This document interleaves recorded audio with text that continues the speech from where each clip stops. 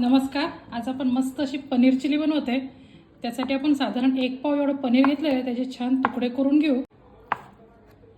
2 वाट्या एवढं पाणी घेतलेलं आहे. त्यात पनीर चिली मसाला मिक्स आहे ते आपण यात टाकून मिक्स करून घ्यायचं. एकीकडे आपण पॅन गरम करायला ठेवलेला आहे. पॅन मध्ये आपण तेल गरम करायला ठेवायचं आणि यात छान सगळ्यात आधी पनीर फ्राय करून घेऊ. आपण यात पनीर टाकायचे. फ्राय झाले की आपण ते एका साईडला करून त्याच्यात लसूण अद्रकची पेस्ट ॲड करायची. टाकायचा कांदा थोडासा फ्राय करून मग यात शिमला मिरची ॲड करायची.